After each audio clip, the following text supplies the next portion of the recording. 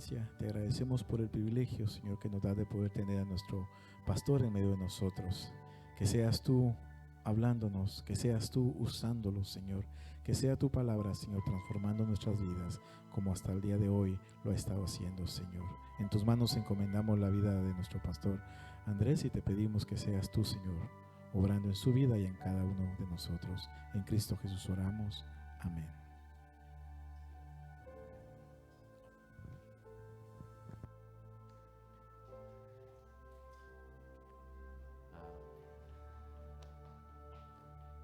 Una alegría estar con ustedes, hermanos, nuevamente y poder juntos adorar a Cristo.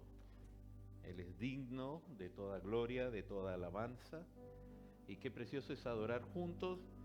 Y desde la perspectiva de Dios, adoración es hablar de quién es Cristo y de su obra, cantar acerca de Cristo, que Cristo cautive realmente nuestro corazón.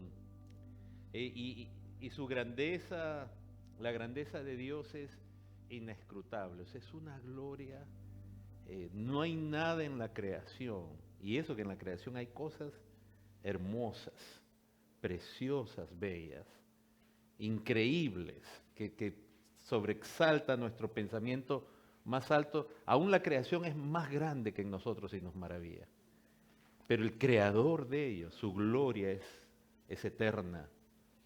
No alcanzaría. Tenemos la dicha de estar destinados a una eternidad con Él. Y aún así jamás alcanzaremos a conocer toda su grandeza, que es inescrutable. Por eso adorar es como en el antiguo pacto. ¿Cómo adoraba un israelita? Traía un animalito. No se le preguntaba cómo te sientes tanto, sino el animalito, las ofrendas, dependiendo qué tipo de ofrenda, eso era lo que Dios recibía. Y claro, David, a través de David también se nos recuerda que la actitud de corazón tiene que ser la correcta. David decía, el corazón contrito y humillado no despreciarás tú. Es cierto que el corazón también tiene que ir en concordancia, pero la adoración, el objeto de la adoración era la víctima, el animalito, y ahora en el Nuevo Testamento ya Cristo revelado, quien ya dio su vida por nosotros. Y por eso ahora las alabanzas de Cristo es el fruto de labios, dice que confiesa su nombre. Esos son los sacrificios nuestros. Es hablar de Cristo, de su gloria. ¿Y cómo podemos hablar de Él? Si no solamente a través de las Escrituras. Porque hermanos, nosotros no somos como los gnósticos. Los gnósticos creían que había niveles entre los miembros aún del mismo gnosticismo, y habían secretos y misterios que solo algunos podían alcanzar, y muchas cosas ocultas para otros. Hay muchas veces esa idea en el cristianismo. A veces la gente mira a los pastores o a tal hermano y dice, wow. Y es como si tuviéramos, como si algunos tuvieran más privilegio que otros, pero la verdad es que Dios se ha revelado en la persona de su Hijo a nosotros, y Dios se ha revelado en las Escrituras, y a todos nos ha dado el mismo espíritu. Aquí no hay niveles sí, es cierto, hay niveles de madurez, de crecimiento, pero no es que Dios esté tratando de esconderse de sus hijos.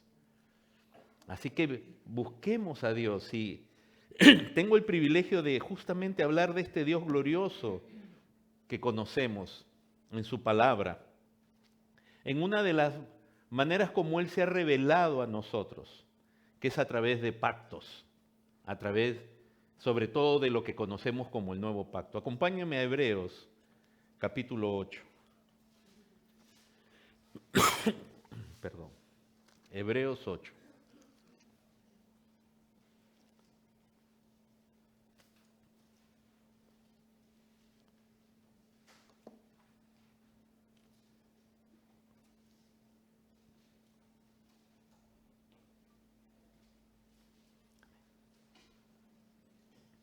Aquí en Hebreos 8 vamos a leer desde el versículo 6 hasta el final. Les invito a ponerse en pie, hermanos, en reverencia a la palabra de Dios. Dice Hebreos 8, 6 en adelante. Pero ahora tanto mejor ministerio es el suyo, cuanto es mediador de un mejor pacto establecido sobre mejores promesas. Porque si aquel primero hubiera sido sin defecto, ciertamente no se hubiera procurado lugar para el segundo. Porque reprendiendo les dice, he aquí vienen días, dice el Señor, en que estableceré con la casa de Israel y la casa de Judá un nuevo pacto. No como el pacto que hice con sus padres el día que los tomé de la mano para sacarlos de la tierra de Egipto, porque ellos no permanecieron en mi pacto, y yo me desentendí de ellos, dice el Señor. Por lo cual, este es el pacto que haré con la casa de Israel. Después de aquellos días, dice el Señor, pondré mis leyes en la mente de ellos y sobre su corazón las escribiré. Y seré a ellos por Dios y ellos me serán a mí por pueblo. Y ninguno enseñará a su prójimo, ni ninguno a su hermano, diciendo, conoce al Señor, porque todos me conocerán, desde el menor hasta el mayor de ellos, porque seré propicio a sus injusticias y nunca más me acordaré de sus pecados y de sus iniquidades. Al decir nuevo pacto, ha dado por viejo al primero, y lo que se da por viejo y se envejece está próximo a desaparecer. Pueden tomar asiento, hermanos. Como ustedes ven desde el título de esta carta, la Epístola a los Hebreos, está dirigido a hermanos de trasfondo judío. Esta es una epístola que lo más probable ha sido escrita cercana en las postrimerías de la destrucción de Jerusalén, antes del año 70, que fue destruida por mano de los romanos, donde era un tiempo difícil para los creyentes.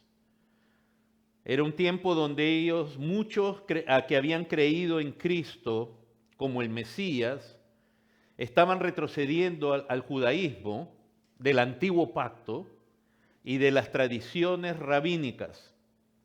Y entonces la tentación a volver a aquello en lo cual había uno sido criado era muy fuerte, como lo es siempre.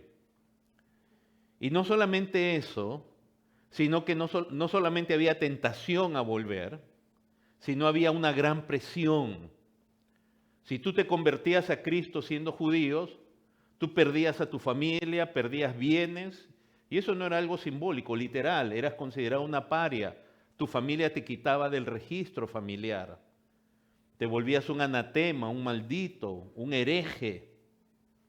O sea que convertirse a Cristo no era algo fácil. Ustedes verán que desde el mismo Señor Jesús, quien fue crucificado por el Sanedrín, y el pueblo convocado aceptó su muerte, prefiriendo a un hombre maligno como Barrabás en lugar de él.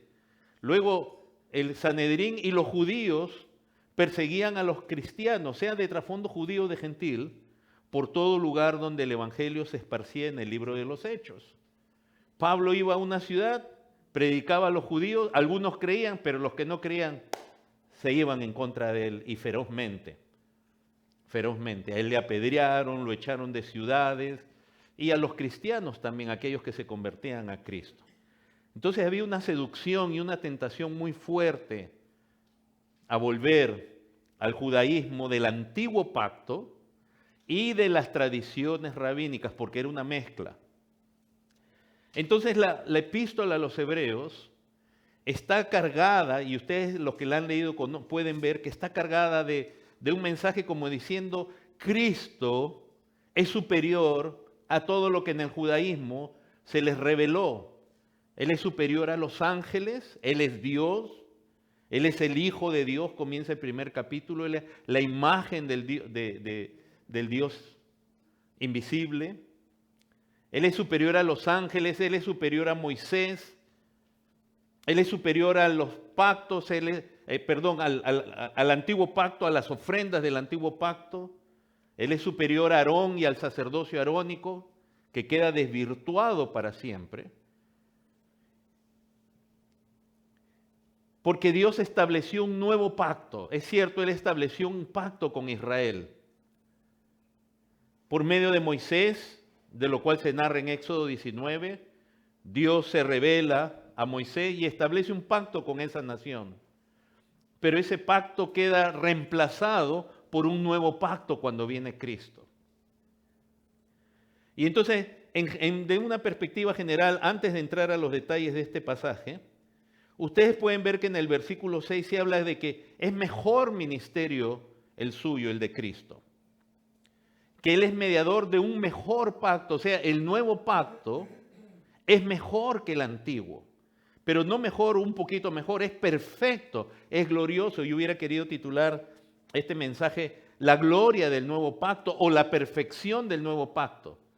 Pero como vamos a estar comparándolo, le he puesto de título la superioridad del nuevo pacto. Y verso 7 nos dice claramente que el primer pacto, si no hubiera tenido defecto, no se hubiera procurado lugar para el segundo. Y ustedes pueden ver, lo cual vamos a entrar en unos momentos en detalle, que el problema del antiguo pacto no era el pacto en sí, no era el Dios del pacto. No era la ley no es un problema, la ley es santa, la ley justa es perfecta. El problema es el hombre, el problema es la carne.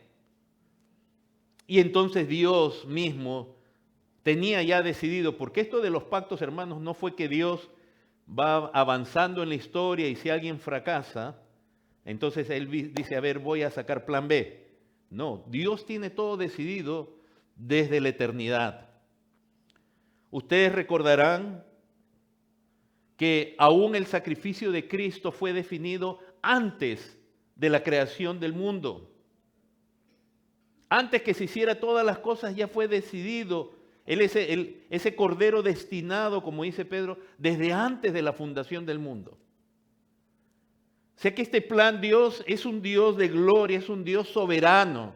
Este no es un Dios que está ahí levantándose cada mañana a ver qué hace. Este es un Dios tan soberano que Él determina todo y Él decreta todo. Este no es un Dios que está sujeto a tu voluntad, a mi capricho o a tu capricho. Este es un Dios que controla todo, que todo es más grande que el universo. Es un Dios glorioso, es Dios y es digno de adorar. Y este Dios se revela en las Escrituras de manera general en dos aspectos. Él se revela como creador y como redentor. Como creador, para que admiremos cómo Él pudo crear todas las cosas, los cielos y la tierra. Los astrónomos y la gente, si a alguno de ustedes le gusta algo de ciencia, se maravillan y te hablan de los trillones de galaxias y cada galaxia con cientos de miles de millones de estrellas y los planetas y las distancias. Y te hablan de 20,000 maravillas. Y eso lo creó Dios. Eso no es producto de la evolución. La evolución es una manera de apartar a la gente de Dios como creador. ¿Cómo pudo haberse creado algo de la nada por sí mismo? Como desde el momento mismo de la creación, hermanos, se necesitaba en el mismo momento crearse el espacio, el tiempo, la materia, la energía y las leyes, es decir, la inteligencia de la creación. O sea, todo en un mismo momento. Porque el hecho que, como dicen los evolucionistas, que hubo un Big Bang, un comienzo, tuvieron que haber leyes para que haya un Big Bang. Tuvo algo que decir que ocurra esto. Un átomo se comporta de la manera que se comporta porque está sujeto a leyes. Y la ciencia, la profundidad, ni los científicos más grandes acaban de comprender ni siquiera lo que es el átomo, qué es la energía, qué es la gravedad, te dicen.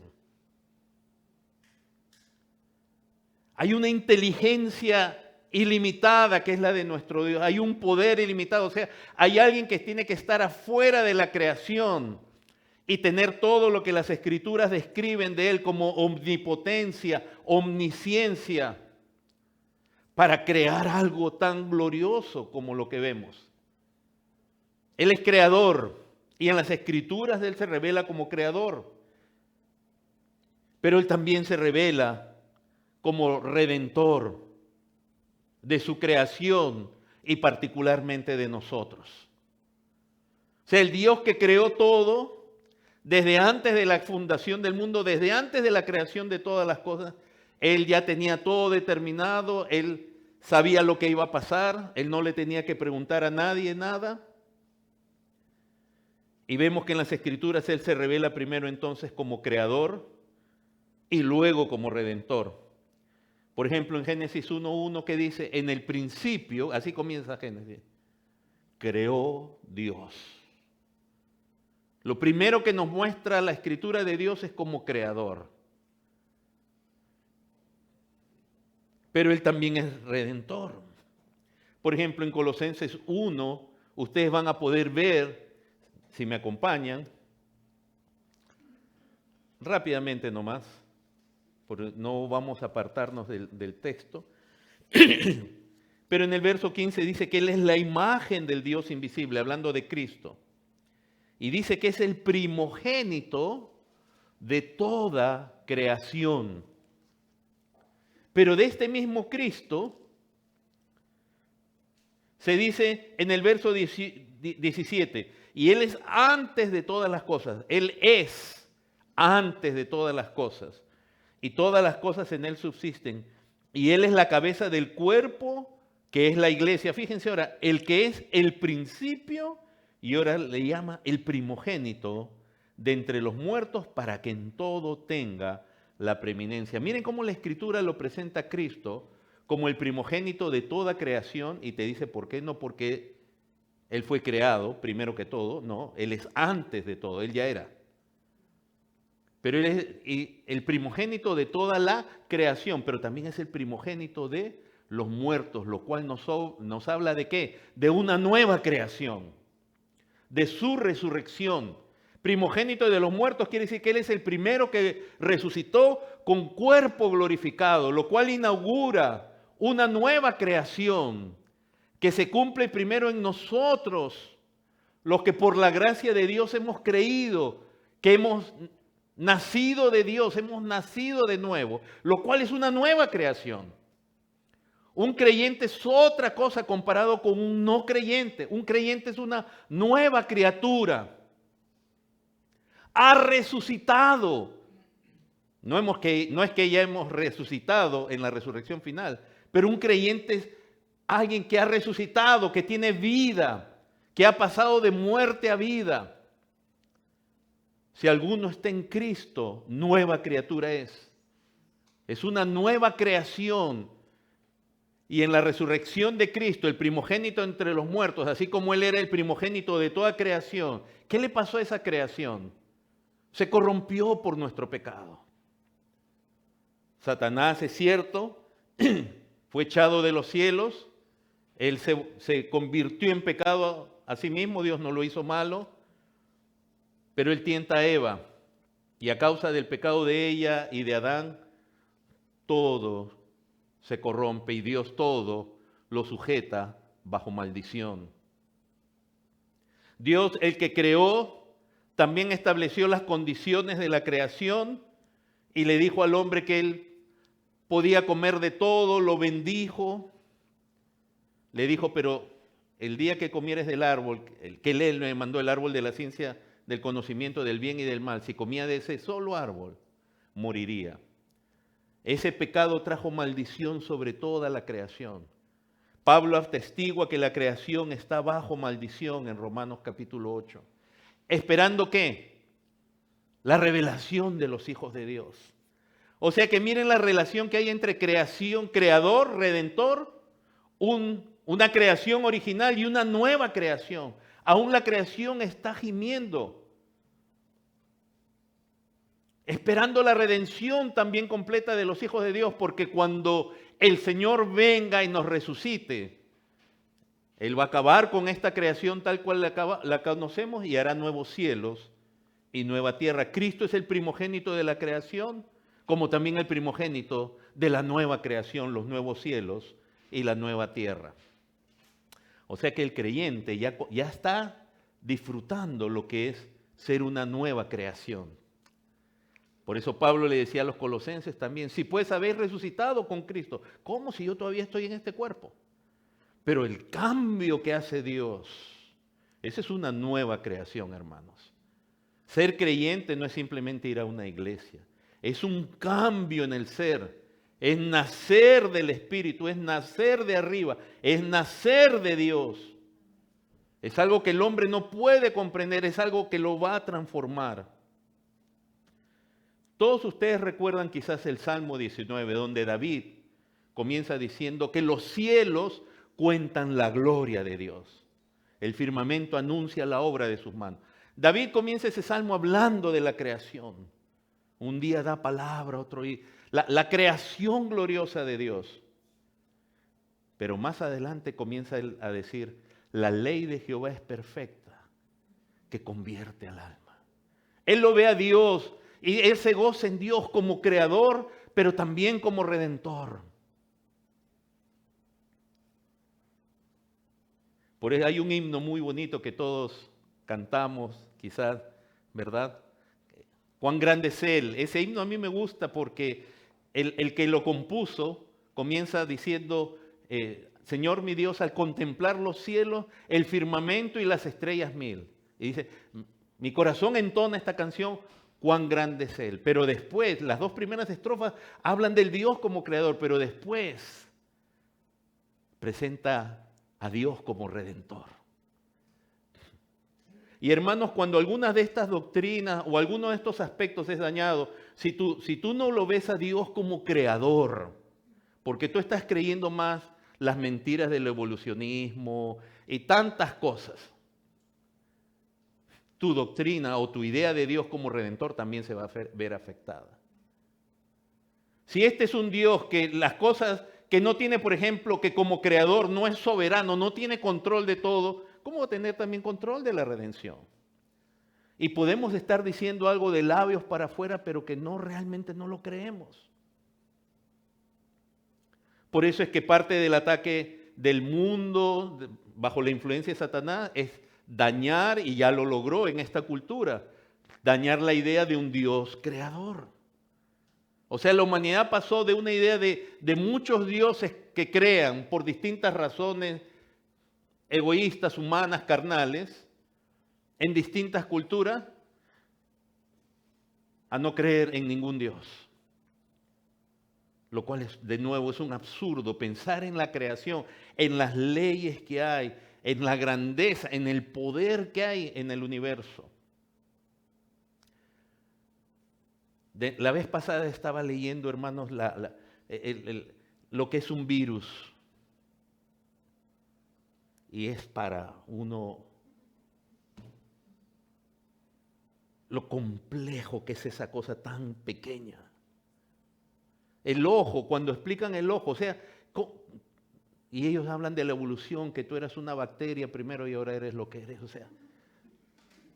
No solamente no tiene sentido porque yo lo digo, sino que toda la creación necesita ser hecha al mismo tiempo y la persona, tú no puedes hacer, o sea, ¿cómo es que a una bacteria, lo voy a poner de manera burlesca, le salió una pierna y cuándo le salieron las otras 3 piernas?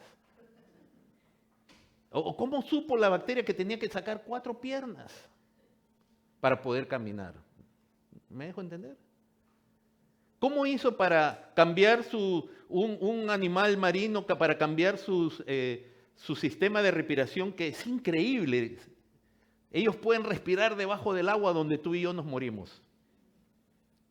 ¿En qué momento lo cambió a pulmones? Las branquias en pulmones. ¿Qué lo llevó a No, es más fácil inventar toda una historia que al final se rebate fácilmente. Entonces, hermanos, Dios se revela a nosotros como creador y como redentor. Y las Escrituras es principalmente la historia de Dios como redentor, pero sin menoscabar, sin dejar de verlo y presentarlo a Dios primeramente como creador. Por el contrario, hermanos, la redención está fundamentada, está basada en conocer a Dios también como creador. Porque la redención es básicamente esto, es el plan de Dios del origen, que no se le escapó de las manos, Él ya sabía. Por eso aún decíamos, aún el sacrificio de Cristo está preparado antes de la creación del mundo. Un Dios creador que sabe que sus criaturas se van a rebelar contra Él, pero Él es el Dios del universo y del dueño de los cielos y de la tierra, y planeó hacer cosas nuevas. Y por su pura gracia, decidió concedernos la gracia de ser parte de esos nuevos cielos y de esa nueva tierra, donde solo los creyentes, los nacidos de nuevo, los regenerados, los resucitados en Cristo, van a disfrutar de ello. O sea que es consecuencia de Él, sigue siendo como creador, diciendo, yo voy a hacer nuevos cielos y nueva tierra donde mora la justicia. Y nos pudo haber dejado afuera a todos. Así como Dios decidió dejar afuera a todos los ángeles caídos y ellos nunca van a ser restaurados, su lugar es por la eternidad es el lago de fuego. Así también pudo habernos dejado afuera a todos nosotros. Pero Él decidió salvar hombres, concediéndoles la gracia de conocerle y de estar con Él para siempre.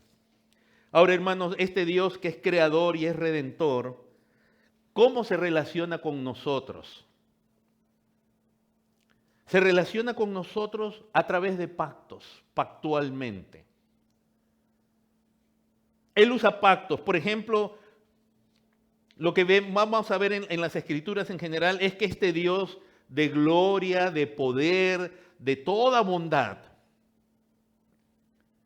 se va a relacionar con sus criaturas, particularmente con el hombre, de una manera de un pacto, porque en el pacto lo que Él está revelando es su carácter, aspectos de su carácter como su fidelidad, que cuando Él dice algo, eso es. Y no hay quien le cambie de opinión, no hay quien mueva. Toda la humanidad puede empujar en contra de lo que Dios establece y no pasa nada. Dios es Dios. Entonces quiere que lo conozcamos en su poder, en su autoridad, en su fidelidad, en su verdad y en su inmutabilidad. Por eso es que Él se revela a través de pactos que vemos en las Escrituras. Es como decir, este Dios no miente, y así lo presenta la carta de los Hebreos. Es imposible que Dios mienta. Esa es la noción de un pacto, es un compromiso de Dios, pero porque es su naturaleza. Cuando Él habla verdad, Él no miente, Él no te seduce para después no darte lo que Él dijo. Este es un Dios en el que podemos confiar. Este es un Dios que si lo ha dicho, Él lo hará. Y no hay nadie que lo pueda quitar. Ahora, la tentación y el peligro cuando uno dice es Dios y el que dice, y si dice algo, Él lo hará. La tentación ahí y el peligro está en que a veces nosotros decimos, bueno, Él me ha prometido un mejor trabajo, ¿no? Y comenzamos inmediatamente a relacionarlo a beneficios de Él. No, yo estoy hablando primeramente del Dios, que todo lo que Él dice en la Escritura, Él lo va a hacer. Entonces la confianza del pueblo de Dios, la confianza de uno, en este Dios fiel, verdadero, soberano, omnipotente, inmutable, crece a medida que lo conocemos por medio de su palabra. La fe en Cristo es algo más que una dulce emoción. Se basa en conocerle.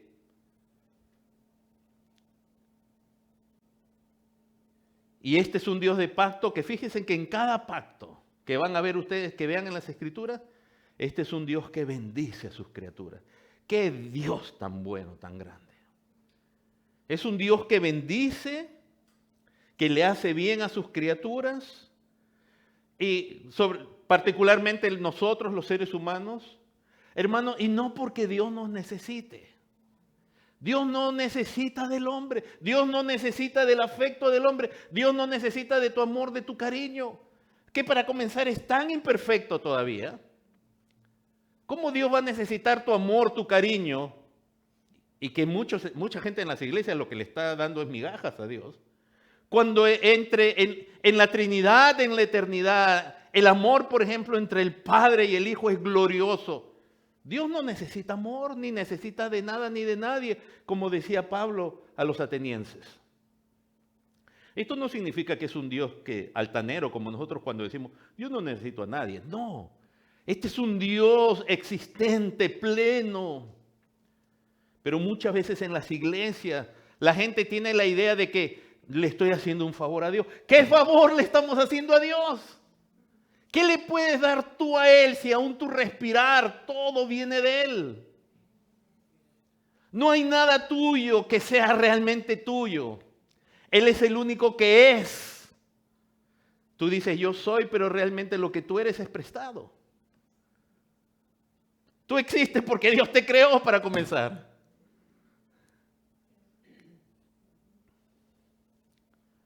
Este es un Dios glorioso, autosuficiente, eterno, que nos concede la dicha de salvarnos, de hacernos parte de Él.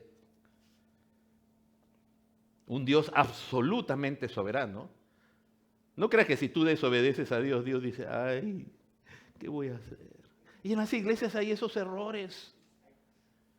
Hace tiempo yo recuerdo que falleció una hermana en una iglesia, una buena hermana. Y asistimos al servicio, ¿verdad? En memoria de ella. Y se levanta una hermana muy animosa, porque a veces tratamos de consolar, pero hasta con herejías, ¿no? Y dijo, ay, lo que pasa es que Dios, el cielo no estaba tan contento, entonces Dios se la llevó para alegrar el cielo. Casi le pido un espacio ahí en el cajón para yo también, porque ya, con eso. ¿Cómo vamos a decir algo así? Pero yo te digo que esa es lamentablemente la idea de muchos en la iglesia, que creen que le están haciendo un favor a Dios. No ven que Él es la fuente de todo. Tratan a Dios como si le estuvieran haciendo un favor. Este es un Dios tan soberano que en su pacto revela su carácter y Él establece condiciones a los hombres. O sea, Él es soberano, entonces Él es, y es precioso porque él no se mete a negociar con nosotros, Él no se puso a negociar con Adán y Eva. A ver, lleguemos a un pacto. Eso lo hacemos entre hombres, porque somos falibles y tenemos que saber qué va a haber detrás. Pero un Dios tan bueno, un Dios tan glorioso, Él impone las condiciones y todas son buenas y gloriosas. Si Adán no hubiera pecado, usted se imagina, todo el mundo sería un huerto.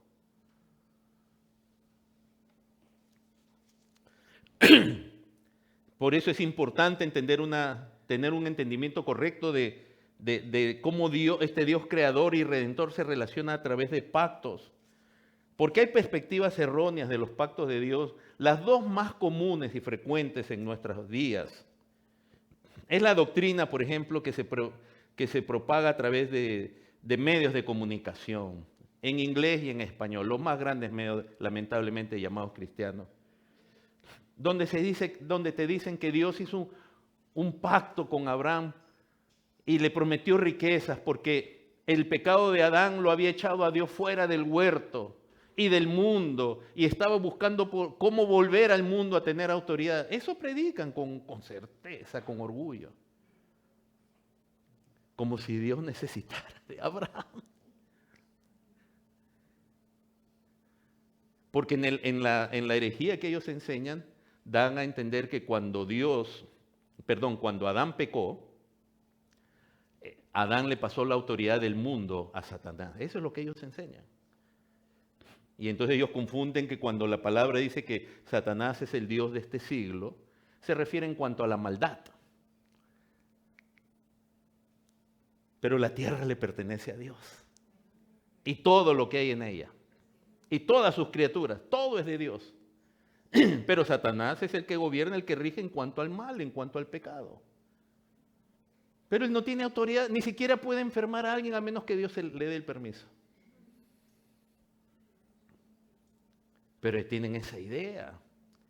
Y otra doctrina, otro error tan fuerte que está avanzando, ¿no? Son los judaizantes, que al no entender también bien los pactos, ¿qué quieren? Que los cristianos del nuevo pacto vivan como si estuvieran en el antiguo pacto, celebrando fiestas, hablando en hebreo.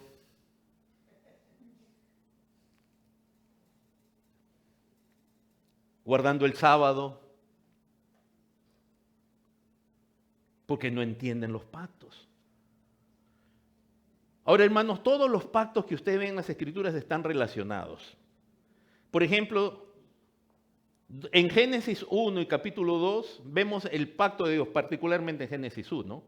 Vemos el pacto de Dios con Adán antes de su caída. Fue un pacto donde Dios lo bendice a Adán y a Eva y les dice: fructificaos, multiplicaos, llenad la tierra y sojuzgadla. Y señoread sobre los peces del mar, y continúa la lista.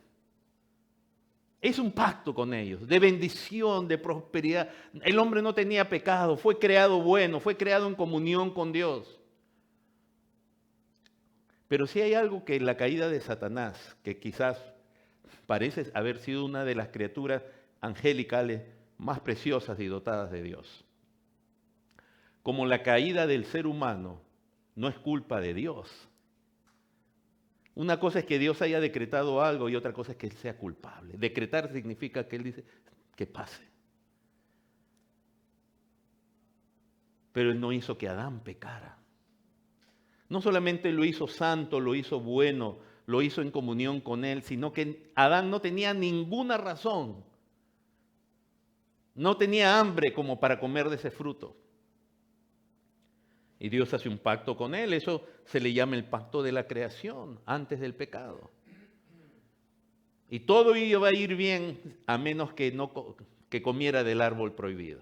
Ese día él iba a morir. Y luego, hermanos, si ustedes ven de ese pacto que hace Dios con Adán, el siguiente pacto que vemos en cuanto a la creación es el pacto con Noé. El pecado de los hombres llega a ser tan terrible en la tierra que Dios destruye todo con agua, salva a Noé y a su familia, 8 personas, y después de que pasa el diluvio, si ustedes lo quieren leer después en Génesis 9, Dios hace un pacto con Noé que es similar en muchos aspectos con el pacto con Adán, y le dice lo mismo: fructificad y multiplicaos, llenad la tierra. Pero ya este es el hombre en pecado. Adán, con el pacto con Adán fue antes del pecado, pero él cae. Y con Noé fue un pacto referente a la creación, donde Dios va a poner su arco, el arco iris, como testimonio de que no más va a destruir la tierra con agua. Y permite que por primera vez se coma carne, pero no con la sangre. Pero después, más adelante en las Escrituras, hablando de la creación, ¿qué vamos a ver, por ejemplo, en Apocalipsis 21? Nuevos cielos y nueva tierra. Tenemos los cielos y la tierra original antes del pecado. Tenemos una nueva tierra después del pecado destruido por el diluvio, un nuevo comienzo, y inmediatamente el hombre se aparta de Dios. Pero al final Dios ha establecido que haya nuevos cielos y nueva tierra.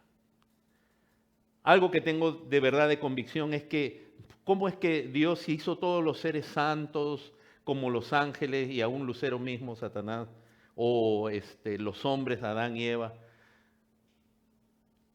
Es una demostración que solo Dios tiene una santidad tan perfecta, por lo cual le adoramos, porque ni tú ni yo tenemos. Y que ahora le agradecemos a Él que en Cristo nos haya lavado, santificado, y anhelamos que Él remueva de nosotros todo vestigio de pecado y nunca más caer, lo cual Él ha prometido. Ahora, eso en cuanto a la creación, pero en cuanto a la redención, tenemos, por ejemplo, apenas cae Adán, Dios hace un pacto con él, con Eva, de que de la simiente de la mujer habría de venir quien pisaría la cabeza de la serpiente. Ya se está anunciando a alguien que va a venir a vencer, pero está haciendo un pacto. Algunos le llaman el protoevangelio porque es la forma del evangelio más primaria que conocemos. Se está anunciando a alguien que nosotros sabemos que es Cristo nacido de mujer, como dicen Gálatas. Y se le dice que va a haber victoria sobre la serpiente, aunque ese varón va a ser mordido en el calcañar. Y Dios los viste con pieles, les quita las túnicas que ellos tenían, se habían hecho, que representan nuestras obras para cubrir nuestra desnudez, nuestra falta de gloria, y los viste de túnicas de pieles, lo cual significa Dios simbolizando un sacrificio necesario para cubrir nuestra desnudez. Ya eso tiene que ver con la redención. Luego vemos en el capítulo 12 el pacto que hace Dios con Abraham. Son pactos bien notorios. Dios hizo un pacto con Abraham. Y lamentablemente no tenemos mucho tiempo, pero si ustedes leen después en Génesis 12 el pacto con Abraham, hay que leerlo con detalle, con cuidado, porque lo primero que Dios le dice, te bendeciré y serás bendición. Después Dios le dice que de él va a salir multitud, una multitud de gente, una nación. Pero Dios también le dijo la bendición, fue a él y a su simiente. Entonces, ¿qué entienden lamentablemente los judíos hasta ahora y los llamados judaizantes? Creen que las simientes son los descendientes de Israel, los que están ahorita en Palestina. Pero Pablo dice que Dios hizo la promesa a Abraham y a su simiente. Y Pablo dice, no a las simientes, como se hablara de mucho, sino a tu simiente. Y él dice, la cual es Cristo. Como diciendo la promesa de bendecir a Abraham y por medio de él a todas las familias de la tierra, lo cual incluye a sus descendientes que iban a ser una nación, como a toda clase de gente, gentiles. Esa promesa se la dio a él, pero a Cristo, y es en Cristo que todos somos bendecidos. Pero mezclamos a veces el pacto y decimos, no, este pacto fue con Abraham y con sus hijos.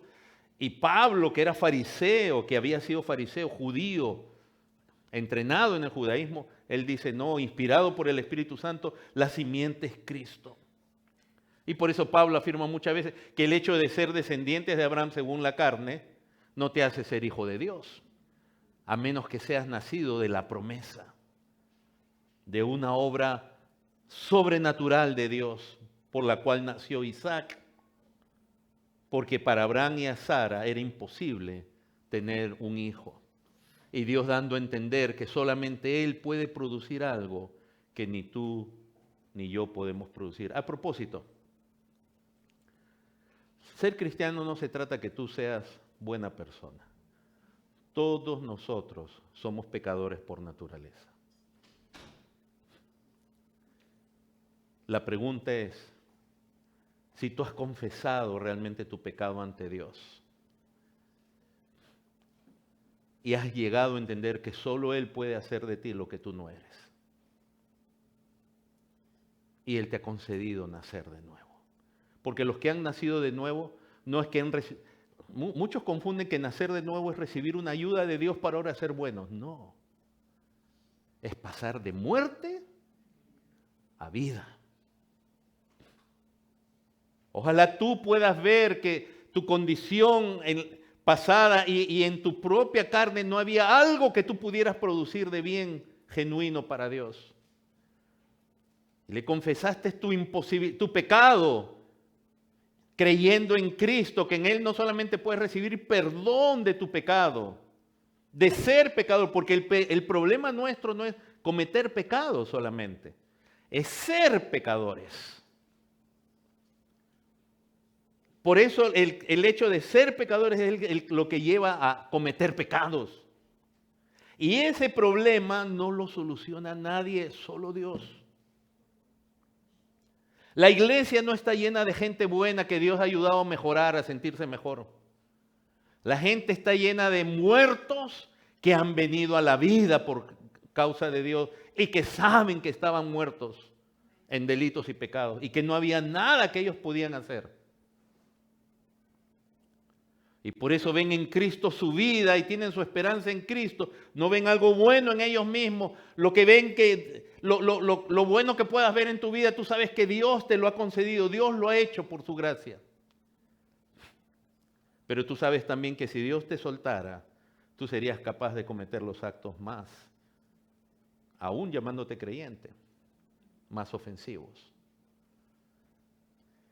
Pero qué lindo es depender de Cristo, depender de Dios. Entonces está ese pacto con Abraham, que era para bendecir a todas las naciones, todas las familias de la tierra, como lo dice ahí en Génesis, cuando uno lee bien capítulo 12, capítulo 15, 17, etcétera. Claramente, y lo mismo le reitera a Isaac y a Jacob, de bendecir, dice, a toda la familia de la tierra. O sea, no es solamente a los descendientes que están ahorita ya en la zona que se llama Palestina o Israel. Y luego tenemos el pacto entonces que hace Dios con la descendencia de Abraham, también para bendecirlos porque ellos eran parte. Todas las familias incluye a los descendientes de Abraham. Éxodo 19. Moisés es usado para sacar esa nación y Dios hace un pacto con ellos.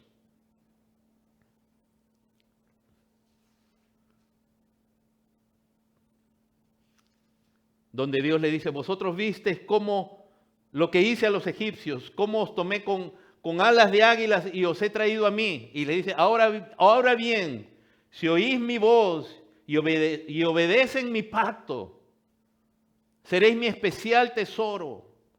Seréis una nación especial. Serán un reino de sacerdotes y gente santa. Ese es el pacto que hizo con Israel. Y dentro de los descendientes con Israel está David. Y no es que sea un pacto que está separado del otro. Lo que estoy tratando es que vean la armonía de los pactos. Y con David lo que se hace, el pacto tiene que ver con que un descendiente de él habría de reinar por siempre. Y todos sabemos quién es ese. Jesús, hijo de David. No son pactos así tirados al azar, que hay una armonía, hay una relación, hay una secuencia y también hay una progresión. Y hasta que llegamos al nuevo pacto. Entonces los pactos, hermanos, que vemos de Dios tienen que ver con la creación, tienen que ver con la redención. Y la redención es parte de una nueva creación, de ser una nueva creación. Volvamos a Hebreos 8.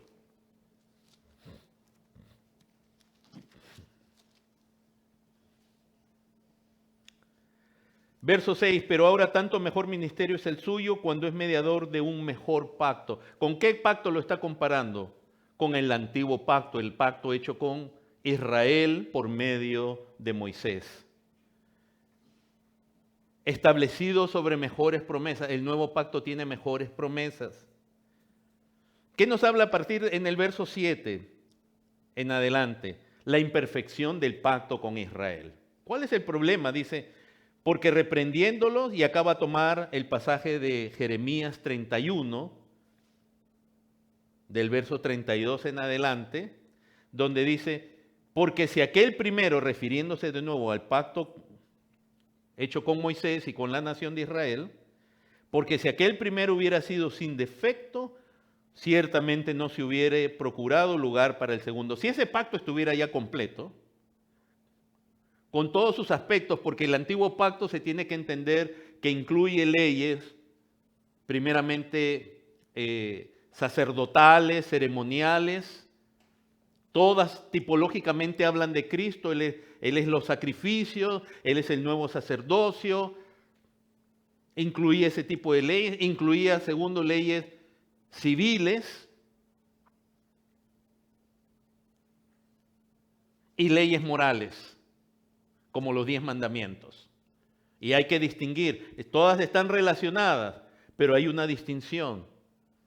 Entonces las leyes ceremoniales del antiguo pacto ya no estamos obligados, ni siquiera los judíos creyentes, porque en Cristo ya se cumplió.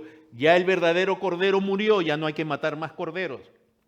Ya está presente el sumo sacerdote, el verdadero sumo sacerdote. Ya no hay que buscar descendientes de Aarón. Ya no hay que buscar templo, porque el templo ¿dónde está? Ya no tiene ni siquiera que viajar a Israel a visitar Jerusalén, porque la verdadera Jerusalén ¿dónde está? En los cielos. Todo eso era una tipología. Y esto es útil, hermanos, aún para entender. Cuando leemos el Antiguo Testamento tenemos que entender que es la palabra de Dios que está en un contexto, el Antiguo Testamento. Cuando leemos salmos, cuando cantamos salmos, cuando se hacen afirmaciones, hay afirmaciones que solo corresponden, es la palabra de Dios, pero solo corresponden al Antiguo Pacto. Entonces hay que ver cuál es su significado o su aplicación para ahora. Por ejemplo, cuando dice la palabra de Dios, venid y subamos al monte de Jehová. Ese es Dios hablando de que ¿dónde estaba el templo? En Sión. Vayamos a Sión. Había que ir al templo a adorar. ¿Y ahora? No. El mismo Señor dice, no es aquí ni en Jerusalén, le dijo a la samaritana. Los verdaderos adoradores adoran al Padre en espíritu y en verdad. ¿Y el verdadero templo dónde está? En los nuevos cielos y en la nueva tierra. Dios es el templo de ella. Dice Juan que él vio descender del cielo la nueva Jerusalén. ¿Se dan cuenta cómo hay que entender bien los pactos y aún el contexto de cada escritura para poder aplicarla y vivir bien? Por eso es importante entender los pactos. Y acá el problema del antiguo pacto es lo que dice en el versículo 8. No es el pacto en sí, porque Dios no hace pactos que fallen del lado de la parte de Dios. El problema son los hombres. Porque reprendiéndoles dice, aquí vienen días, dice el Señor, en que estableceré con la casa de Israel y la casa de Judá un nuevo pacto. No como el pacto que hice con sus padres, refiriéndose al pueblo que salió de Egipto. El día que los tomé de la mano para sacarlos de la tierra de Egipto. ¿Por qué? Porque ellos no permanecieron en mi pacto. Ahora, déjame hacer un breve alto aquí. Si tú crees que tú estás en el pacto con Dios por tu obediencia o que eso es lo que te sostiene, tú estás en el antiguo pacto. Me refiero en la mentalidad.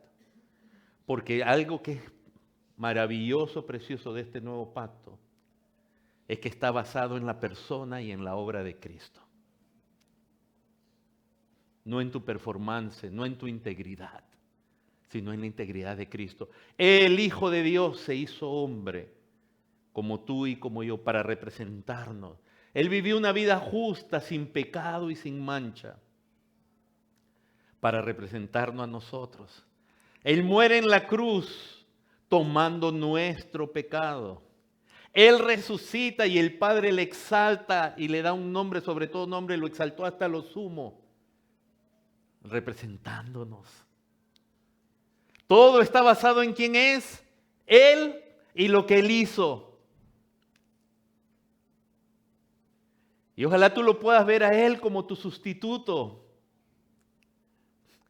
como tu representante, y que en Él, en Cristo, en Él estás completo.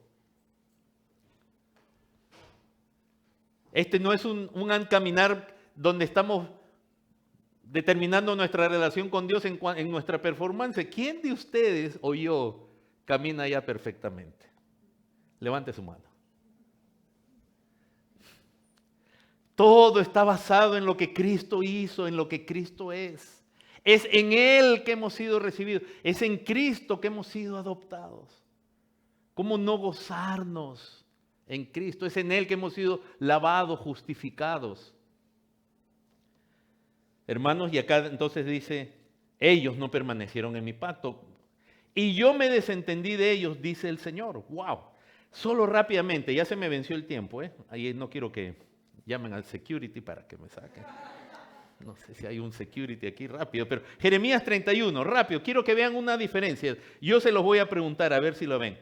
Acaban de ver en el versículo 9 de Hebreos, al final dice, y yo me desentendí de ellos, dice el Señor. Pero en Jeremías 31, en el verso 32, en la misma parte dice algo distinto al final del versículo 32, Jeremías 31, 32. Comparen con Hebreos 8, 9 y Jeremías 31, 32. A ver, ¿quién me dice cuál es la diferencia? Porque parece que hubiera sido cambiado el versículo. Ajá, ahí dice Jeremías 31, 32, ¿qué dice? Al final, aunque fui yo un marido para ellos. ¿Pero qué dice Hebreos? 8 verso 9 al final.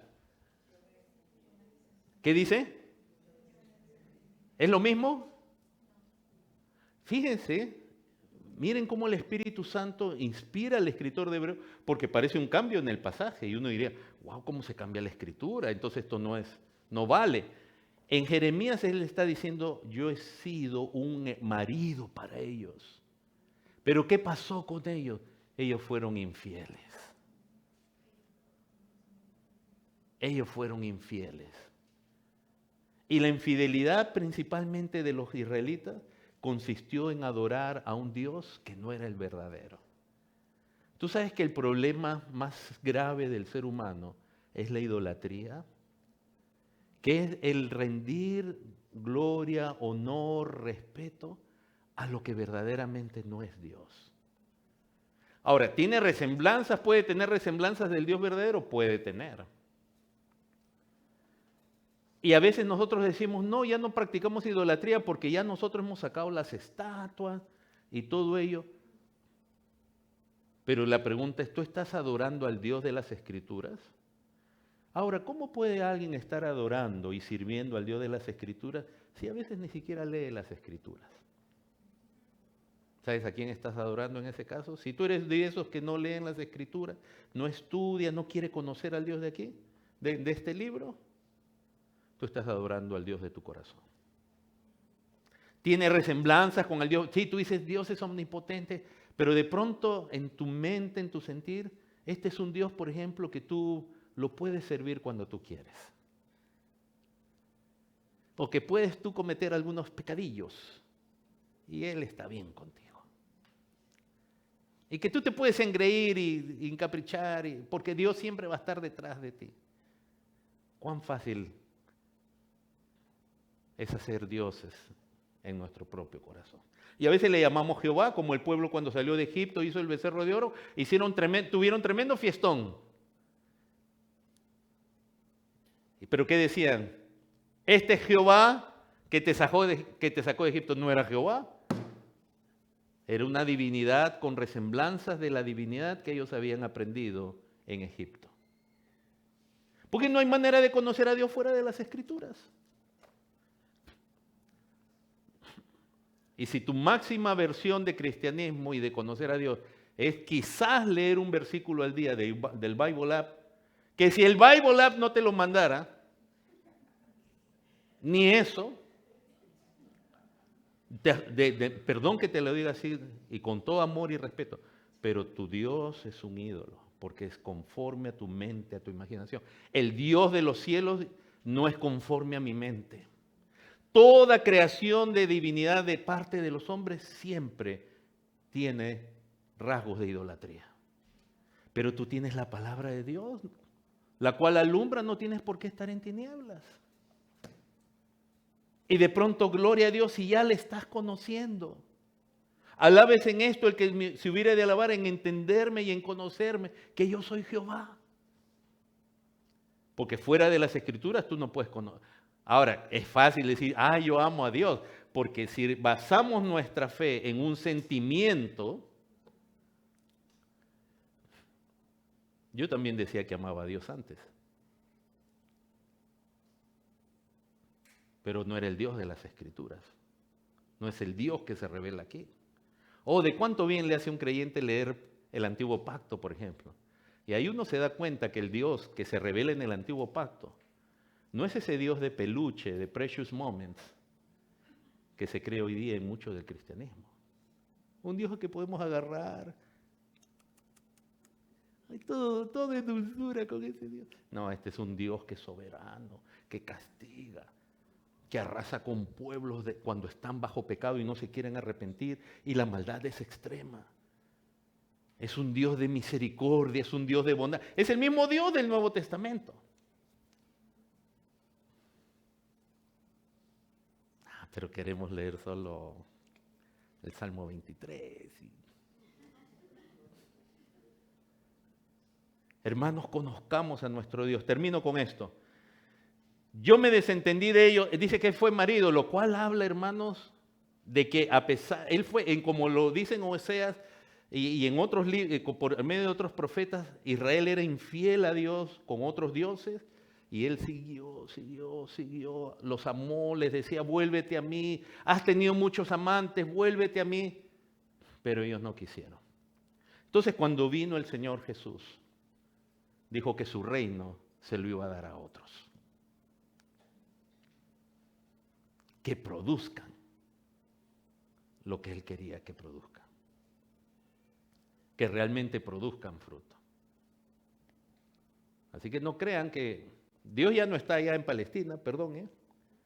Y si alguien es de los creyentes que está apoyando la construcción del tercer templo y esas cosas, lo lamento por usted. Porque Dios hace rato ya no está ahí. Está con judíos y gentiles que por su gracia han venido a creer en Cristo. Y son su pueblo. Verso 10, por lo cual este es el pacto que haré con la casa de Israel después de aquellos días, dice el Señor, pondré mis leyes en la mente de ellos y sobre su corazón las escribiré y seré ellos por Dios y ellos me serán por mi pueblo. Y ninguno enseñará a su prójimo ni ninguno a su hermano diciendo, conoce al Señor, porque todos me conocerán desde el menor hasta el mayor de ellos. Hermanos, en esa ruptura del matrimonio, donde Dios dice, yo fui un marido para ellos, Él dice, Dios, Él pudo haber dejado a Israel y a toda la humanidad en esa condición. Dijo, pero yo voy a hacer algo nuevo. Con Israel primeramente, porque ¿a quién vino Cristo primero? A su pueblo, a los suyos, Israel. O sea, esto es cierto, pero no es solo con Israel. El mismo Señor anuncia el Evangelio, las buenas nuevas, para todas las naciones. O sea, le encarga eso a sus discípulos. Él vino primero a las ovejas perdidas de la casa de Israel. Entonces, ¿qué vemos en la solución desde el verso 10? Una solución que ofrece Dios mismo. Que no está dice, esta es la condición del hombre que yo lo que voy a hacer es una obra donde yo voy a poner la ley en su mente y en su corazón la voy a escribir. Eso se llama la regeneración. Eso es lo que está escrito en el libro de Ezequiel, capítulo 36. Donde usted va a ver un paralelo donde Dios ve el pecado de Israel y dice, yo voy a hacer algo por causa de mi nombre. Porque mi nombre está siendo vituperado por culpa de ustedes en todas las naciones. Yo voy a hacer esto. Y ahí se habla del nuevo nacimiento. De una transformación, de un nacer de Dios donde la ley de Dios es puesta en la mente y en el corazón. Obviamente esa ley, ¿qué produce? ¿Qué es lo primero que la ley produce en el corazón y en la mente? Convicción de pecado, porque uno sabe que no cumple la ley, o de pronto uno creía que estaba bien con Dios y al leer la ley uno ve áreas en las cuales morales que uno ha fallado. Produce arrepentimiento. La ley en el corazón, cuando es amada, pues no solamente en la mente, sino en el corazón, produce fe, obediencia, amor. Hay una santificación, porque la palabra de Dios va a morar en el corazón. Este pasaje habla de una relación con Dios. Y como ven en el verso 11, dice que nadie le va a decir a otro, conoce a Dios. Hay un deseo en todos, desde el menor hasta el mayor. Por eso decíamos, nosotros no somos gnósticos.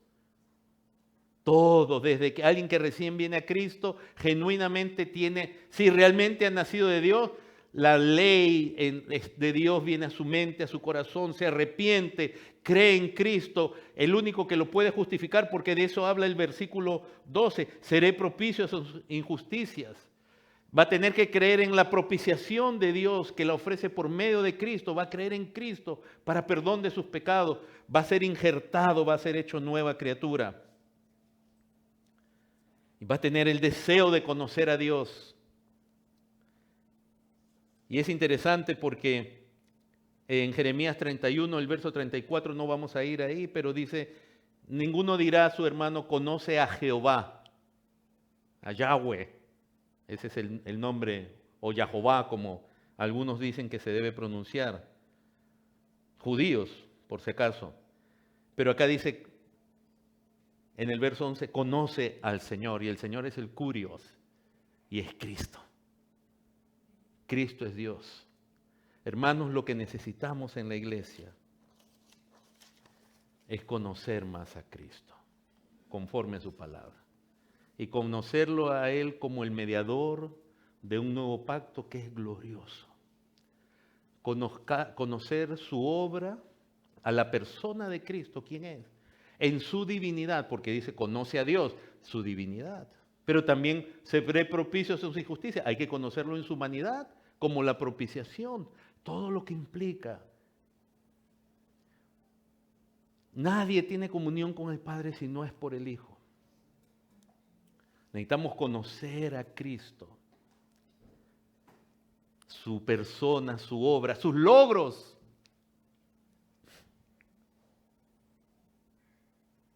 Y entonces nuestro corazón no va a estar adorando a un Dios que no es el Dios verdadero.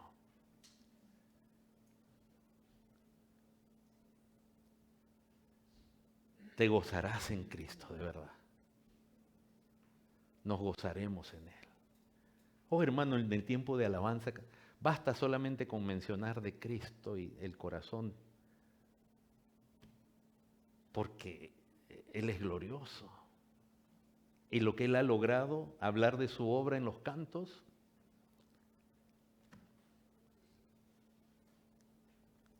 es precioso el Señor. Les invito a ponerse en pie.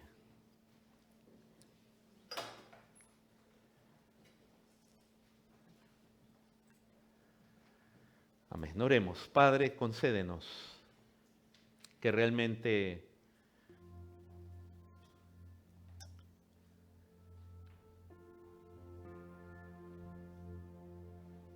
te conozcamos a ti como Creador y como Redentor. Y en la manera como tú te relacionas con nosotros, con los hombres, te has relacionado por medio de pactos. Pero sobre todo que alces nuestros ojos a Cristo, el mediador de un mejor pacto, un pacto glorioso, perfecto, que no está basada en nuestra performance o virtud, sino que está basado en quién es Él y en lo que Él hizo. Su obediencia a ti, oh Padre, fue perfecta. Y fue obediente Él hasta la muerte y muerte de cruz, por lo cual tú, oh Dios, le resucitaste, le levantaste, lo exaltaste hasta lo sumo y le diste un nombre que es sobre todo nombre. Padre, sin entrar en una actitud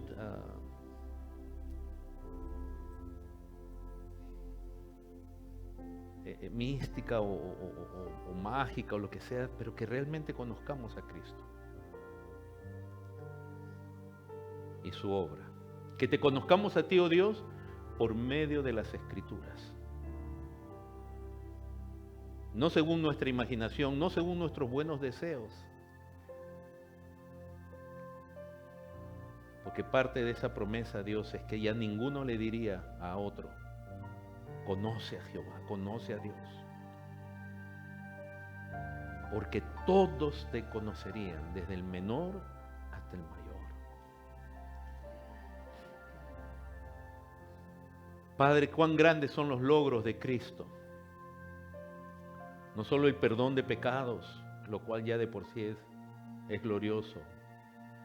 Al haber Él tomado mi lugar, nuestro lugar, en la cruz, donde Él fue hecho maldición por nosotros. Él recibió la maldición de la ley que había contra nosotros, la llevó sobre sí mismo. Sino que en Cristo nos concede ser justificados, perdonados, lavados, limpiados, santificados. Y podamos entender, Dios, te lo rogamos, te lo suplicamos. Todos los logros que Cristo ha hecho, que están en tu palabra, la resurrección, la venida de tu Espíritu Santo, que tu Espíritu Dios, que Dios venga a morar en nosotros, es algo muy, muy glorioso. Que hayamos resucitado juntamente con Cristo, que hayamos pasado de muerte a vida. Ayúdanos, Dios, realmente a conocer a Cristo y a su obra en el contexto de este nuevo pacto. Y gracias porque aún desde la creación, en cada pacto tú te dabas a conocer, Dios, como creador, como redentor. Pero ahora en Cristo ya todo está completo. Y solo falta la consumación de lo que Cristo ha logrado el día que Él venga, en el cual seremos resucitados. Y los que estemos vivos seremos llevados juntamente con el Señor. Y donde el Señor destruirá el mundo y sus obras, para entonces hacer nuevos cielos y nueva tierra donde mora la justicia. Y donde tu pueblo estará contigo para siempre. Donde tú no solamente habrás restaurado lo que se perdió en el principio, sino que lo harás perfecto, donde ya no hay más posibilidad de caer nuevamente, sino que tú serás el Dios nuestro y tú enjugarás toda lágrima, todo dolor. Tú nos darás nuevos cuerpos. Tú nos harás a la imagen, completamente a la imagen de Cristo, lo cual ya está formando en nosotros, pero perfectamente, en su carácter moral, en su amor por ti, oh Padre, porque te confesamos, nuestro amor todavía es imperfecto, es pequeño. Todavía luchamos, todavía a veces fallamos, y alrededor nuestro también vemos tanto de ello. Pero ayúdanos, oh Dios, ayúdanos, haznos a la imagen de Cristo, que le conozcamos y anhelamos ese día glorioso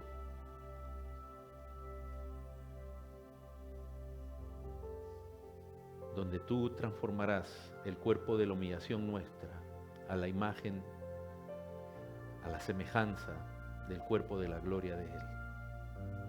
Y donde ya no habrá más remanente de pecado en nosotros, sino que perfectamente te amaremos, te serviremos y nos gozaremos delante de ti. Gracias por los hermanos aquí, por el pastor, su familia. Ellos son tuyos, Dios. Sigue pastoreándoles, sigue guiándoles, preservándoles. Ayúdales, Dios. A los que dudan, Dios, concédeles que crean. Concédeles la fe, el arrepentimiento. Sigue ayudándoles, sigue proveyendo. Gracias porque es tu obra en medio de ellos. En Cristo Jesús. Amén. Dios les bendiga, amados hermanos.